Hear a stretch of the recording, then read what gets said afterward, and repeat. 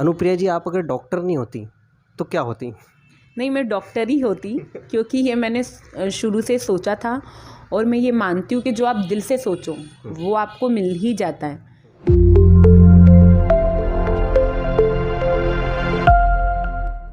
साथियों नमस्कार। हर व्यक्ति का जन्म भाग्य प्रारब्ध से होता है। उसे कहाँ जन्म लेना है, उसका विवाह कहाँ होना है, कहाँ उसके जीवन की यात्रा आगे बढ़ना है, ये सब कुछ प्रारब्ध के हिसाब से चलता है। और आज हमारे साथ एक ऐसी शख्सियत है जो जावरा की बेटी भी है और बहू भी है, और सबसे बड़ा स्वास्थ्य जगत में आप अपनी सेवाएं देने वाली है, अनुप्रिया दीपक कोलन। जी हाँ, आइए हम उनसे कुछ बात करते हैं, मार्गदर्शन लेते हैं। अनुप्रिया जी नमस्कार है सबसे पहले आपको। जय जिनेंद्र। जय जिनेंद्र। अनुप्रिया जी, सबसे पहले तो हम यही जानना चाहेंगे कि आप जावरा की बेटी हैं, तो आप किस फैमिली से बिलोंग करती हैं, कहाँ रहती थी, आपकी जो बेसिक एजुकेशन हुई, कहाँ पली बड़ी, उसके बारे में हमको बताइए। मैं जावरा में ही रहती हूँ। प्रकाश जी कोठारी मेरे फादर हैं, बजाज खाना कोठारी ज्वेलर्स से।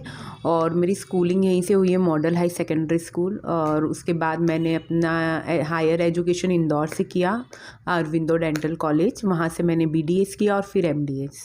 ओके, BDS यानी आप डेंटल सर्जन हैं। जी। तो मतलब आपने कैसे 12th के बाद में जब सब्जेक्ट सिलेक्ट किए जाते हैं तो आपने कैसे सोचा कि मैं एक डॉक्टर बनूं, और वो भी डेंटल? ऐसा कैसे मतलब हुआ ये? मुझे बचपन से ही था कि मैं डॉक्टर बनूं, बट मेरे पापा का कहना था कि नहीं तुम MBBS करो, पर मुझे बचपन से ही था कि नहीं मुझे डेंटिस्ट बनना है। तो फिर मैंने BDS लिया और उसके बाद मैंने MDS किया, जो कि जावरा में मैं पहली प्रोस्टोडोंटिक्स हूँ। अभी तक यहाँ पे किसी ने प्रोस्टो में MDS नहीं किया है। प्रोस्थो में MD, थोड़ा सा इसके बारे में हमको बताइए, क्या होता है? इसमें होता है इम्प्लांट सर्जरी। जो फिक्स दांतों के बारे में आपने सुना होगा वो आते हैं, बत्ती सी आती है। और जो जिन लोगों की आंखें नहीं होती उनको आर्टिफिशियल आई देते हैं, ईयर होता है आर्टिफिशियल, जो भी अपन को प्रोस्थेसिस होती है वो सारी प्रोस्थोडोंटिक्स में आती है। तो ये आपने जो आपकी शादी के पहले का पार्ट बताया, तो आपकी MDS करने के बाद में फिर शादी का जो पार्ट रहा वो कैसे हुआ? आपने कैसे मतलब जावरा में ही आपने अपना ससुराल बनाया, उसके बारे में भी हमको बताइए कि ये फैमिली का बैकग्राउंड क्या है? हाँ, शादी के बाद मैंने पहले जॉब किया, फिर उसके बाद कोरोना काल में मैं इधर घर पे रही। उसके बाद मेरे दादाजी का देहांत हुआ, तो उसके बाद मैंने फिर इंदौर जाना नहीं हुआ। तभी उसी दौरान घर वाले देख रहे थे बहुत सारे बायोडाटाज, तब दीपक से भी उन्होंने देखा, तो तब बातचीत चली और बस इसी दौरान हम लोग एक दूसरे को पसंद किया और शादी हो गई। हाँ, नहीं बहुत अच्छा है। तो एक प्रोफेशनल फैमिली और एक बिजनेस फैमिली, इन दोनों को आप कैसे देखते हैं, कैसे तालमेल बनता होगा? आप अपने आप को, जैसे आप डॉक्टर हैं और आपके हस्बैंड डॉक्टर नहीं हैं, तो उसमें कैसे, आपका क्या लगता है कि जो कपल्स होते हैं उसके लिए क्या आप सोचते हैं? मतलब मेरा मानना है प्रोफेशनल और बिजनेसमैन इसमें कुछ मैटर नहीं करता। जो भी मैटर करता है वो आपको एक सपोर्ट सिस्टम चाहिए, जो कि मुझे मेरे हस्बैंड से भी है और मेरे mother in law father in law से भी है। तो ये मैटर नहीं करता, थिंकिंग मैटर करती है। और आफ्टर ऑल वो भी एजुकेटेड है, वो भी पहले जॉब करते थे पर फिर अभी कोरोना के बाद इधर ही सेटल हो गए। तो मतलब सपोर्ट बहुत अच्छा है उन लोग का मेरे लिए। तो ये जो पूरा आपकी जो जर्नी है, जो आपकी यात्रा है, आपने कोई रिसर्च पेपर भी आपके पब्लिश हुए हैं मुझे पता चला है, उसके बारे में भी हमको बताइए। एक्चुअली अभी मेरा क्लिनिक इधर कंस्ट्रक्शन चल रहा है, बहुत जल्दी मैं शुरू करने वाली हूँ।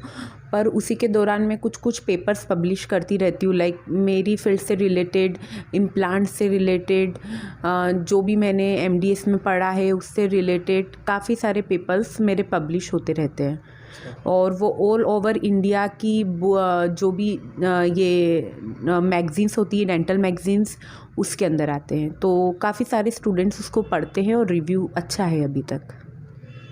बहुत अच्छी बात है। और अनुप्रिया जी, मैं ये भी जानना चाहूँगा, क्योंकि आप बहुत रिचेस्ट फैमिली से बताई जाती हैं और पूर्व मंत्री रहे हैं आपके परिवार से, हिम्मत जी कोठारी, और काफ़ी बड़ी फैमिली से आप मानी जाती। तो एक बड़े परिवार के होने से आपको क्या लगता है कि बहुत फ़र्क पड़ता है कोई भी करियर को सेट करने में, लाइफ को सेट करने में, और एक जो आम महिला होती है जो संघर्षों के बीच से चलती है, तो उसको किस नज़रिए से देखती हैं आप? मेरे हिसाब से आपको कुछ भी अचीव करना हो तो इसमें मेहनत ही लगती है।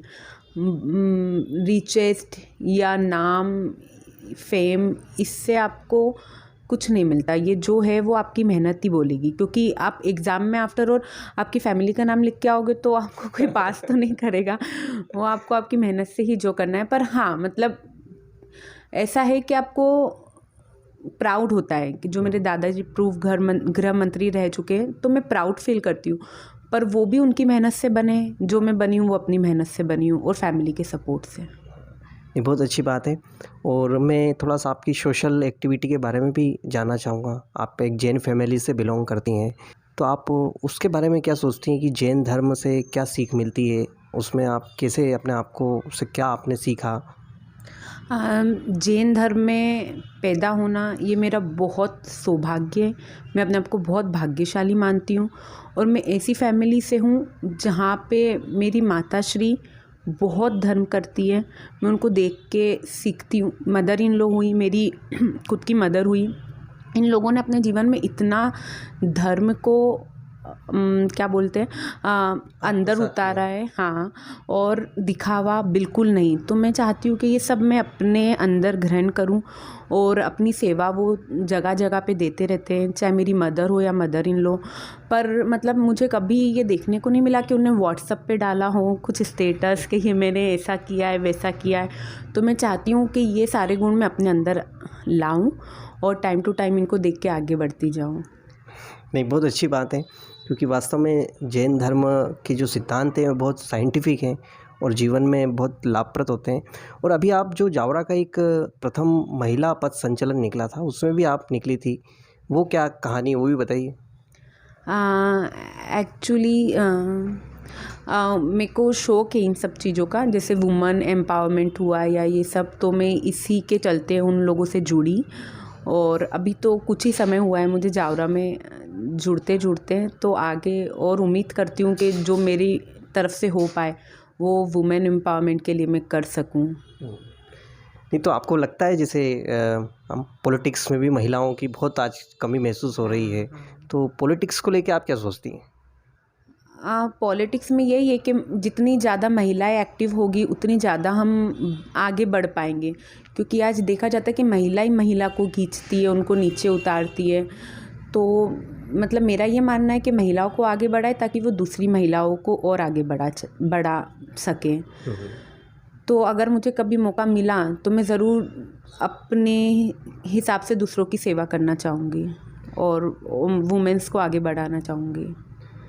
तो किस तरह की सेवाएं करना आपको अच्छा लगता है? जैसे किसी को जीव दया करना अच्छा लगता है, किसी को गरीबों के बीच में जाके सेवा करना अच्छा लगता है, तो आपकी क्या अंदर सोच है कि आपको किस तरह की सेवाएं अच्छी लगती है? जैसे मैं बहुत टाइम टू टाइम, जैसे मेरी फ़र्स्ट इनकम हुई तो मैंने अपनी जीव दया में दी। ऐसे मैं टाइम टू टाइम बहुत कुछ करती रहती हूँ। कभी अन्य क्षेत्र में गरीबों का खाना करवाया बर्थडे पे, या फिर अभी मैं एक नई संस्था में जुड़ी हूँ, चंदना मंडल, जो हर टाइम पे बकरा ईद का आइम्बिल करवाते हैं। तो मतलब मेरा अपनी तरफ से जितना हो पाए मैं करने की कोशिश करती हूँ। पर हाँ, ये है कि मुझे पब्लिसिटी पसंद नहीं है तो मैं इतना अपडेट नहीं देती हूँ कि मैं ये कर रही हूँ या वो कर रही हूँ। मेरा मानना ये है, आप करते जाओ, लोगों को अपने आप पता लगता रहेगा, अच्छे काम करते जाइए। तो मैं करती तो रहती हूँ, पर हाँ, और आगे मुझे स्वास्थ्य सेवा में भी गरीबों की सेवा करने का रुचि है। जैसे ही मेरा क्लिनिक चालू होता है उसमें भी मैं काम करूँगी और आगे खूब सारे प्लान से आपको पता चलेंगे। नहीं, ठीक है, हम भी इंतज़ार करते रहेंगे। अच्छा है, धीरे धीरे आप उन चीज़ों को फॉलो करें। तो ये जो आपने एमडीएस किया, तो आपको सरकारी नौकरी भी आसानी से मिल सकती थी, तो आपने उसके बारे में क्यों नहीं सोचा? सरकारी नौकरी मिल तो सकती थी, लेकिन क्योंकि मैं जनरल कैटेगरी हूँ तो उसमें काफ़ी कम सीट्स अवेलेबल होती हैं। तो मैंने काफ़ी सारी एग्ज़ाम्स दी और मैं कुछ नंबर से रह गई। तो फिर मैंने सोचा नहीं, अपन खुद ही प्रैक्टिस करते हो बेटर है, क्योंकि बहुत एग्ज़ाम दिए, आगे और भी फॉर्म भरे हैं। देखो भगवान ने चाहा तो वो भी लगेगी। नहीं, अच्छा है, हम तो यही चाहेंगे कि जावरा को आपका लाभ मिले। और आपके क्या हॉबीज़ वगैरह हैं? आप क्या करना अच्छा लगता है आपको? मुझे समाज में बड़े लोगों के साथ उठना बैठना अच्छा लगता है। और घर वालों के साथ रहना अच्छा लगता है, ड्राइंग अच्छी लगती है, बहुत सारी हॉबीज़ हैं, किताबें पढ़नी अच्छी लगती हैं, ऐसे ही अच्छे लोगों से जुड़ो, उनके बारे में जानो, ये अच्छा लगता है। नहीं, बहुत अच्छी बात है। और भी आप अपने बारे में बताइए कि अनुप्रिया जी, आप अगर डॉक्टर नहीं होती तो क्या होती? नहीं, मैं डॉक्टर ही होती, क्योंकि ये मैंने शुरू से सोचा था और मैं ये मानती हूँ कि जो आप दिल से सोचो वो आपको मिल ही जाता है। मतलब जब मैं बचपन में भी लोग घर घर खेलते हैं, मैं डॉक्टर डॉक्टर खेलती थी। और आखिरी में मेरा ये सपना पूरा हुआ कि मैं डेंटिस्ट बनी। तो जैसा हमने सोचा था कि परिवार से ज़्यादा कभी दूर नहीं रहना है, या वैसे ही मुझे जावरा में सब कुछ मिला।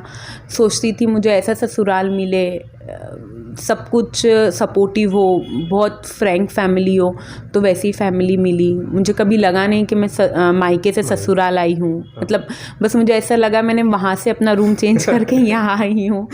और वैसे भी यहाँ से 5 मिनट में आप पहुँच जाती, तो जाती हैं दिन में? ऐसा होता है कि जाके आ हाँ हाँ, काफ़ी टाइम जाती हूँ, मेरी दादी से मिलती हूँ हाँ। और वापस आ जाती हूँ। और इन सब में मेरी दादी सबसे खुश है कि मेरी शादी जावरा में ही हो गई। हाँ। वो चाहती थी कि मैं उनके पास ही रहूँ, तो बिल्कुल पास में ही आ गई। नहीं, बहुत अच्छा है। एक बेटी और बहू समाज में जब उसमें अंतर खत्म हो जाएगा तो बहुत सारी जो है समस्याएं समाप्त हो जाएगी। इस विषय को भी लेके आपको क्या सोचना है कि जो बहुओं के साथ जिस तरह की फीलिंग्स, जो बहुओं को जिस नज़रिए से देखा जाता है और बेटी को अलग नज़रिए से दे, आपका क्या मानना है इस बारे में? मेरा ये मानना है कि ताली दोनों हाथ से बजती है।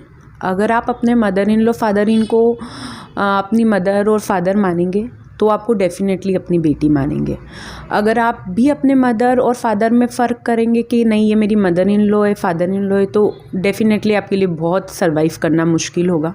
मुझे पहले डर लगता था कि शादी के बाद क्या होगा, कैसे होगा, पर मैं अपने आप को इतना लकी मानती हूँ कि मेरी शादी इस घर में हुई। मेरी mother in law father in law आज मेरे मदर फादर से भी ज़्यादा मेरे सपोर्ट में खड़े रहते हैं।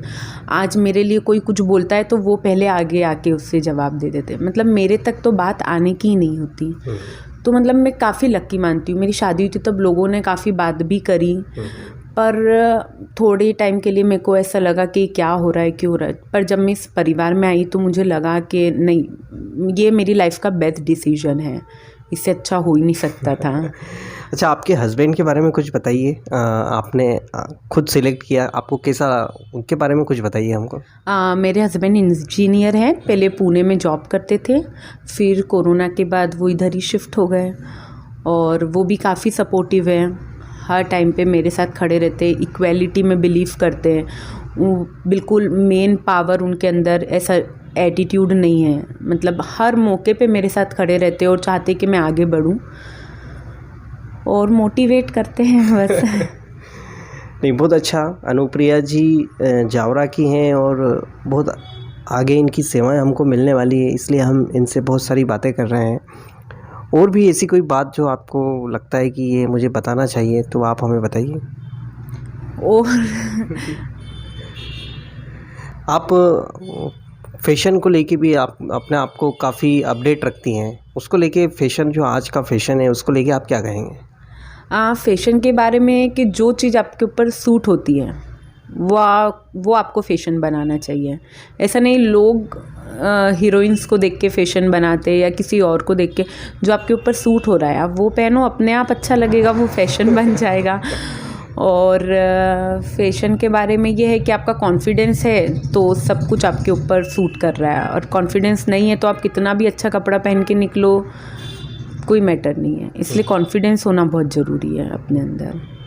तो ऐसी और भी जो बहुएं जो हैं, जो कुछ करना चाहती हैं, उनके लिए आपका क्या संदेश है? जो भी अपनी लाइफ में कुछ करना चाहते हैं वो पहले तो अपनी फैमिली से एक अच्छा बॉन्ड बनाएं। अगर उनका सपोर्ट सिस्टम स्ट्रॉन्ग है तो फिर वो लाइफ में कुछ भी अचीव कर सकती है। और जो आपके पास है आप उसमें संतुष्ट होना भी सीखो, ताकि आपको हर जगह भागने की ज़रूरत नहीं पड़ेगी। जो है आप उसी को बेटर करो और बस सपोर्ट सिस्टम बनाओ। फैमिली साथ है तो सब कुछ साथ है, ये मानना है। अनुप्रिया जी ने हमें बहुत अच्छी अच्छी बातें बताई हैं और आगे भी आपकी जो चिकित्सा यात्रा प्रारंभ होगी तो हम आपसे बातचीत करते रहेंगे और मिलते रहेंगे। आपकी जो विचार हैं उनका आदान प्रदान होता रहेगा। तो अनुप्रिया जी, आज जो आपने समय दिया उसके लिए आपको बहुत बहुत धन्यवाद। जय जिनेंद्र। जय जिनेंद्र, आपका भी धन्यवाद।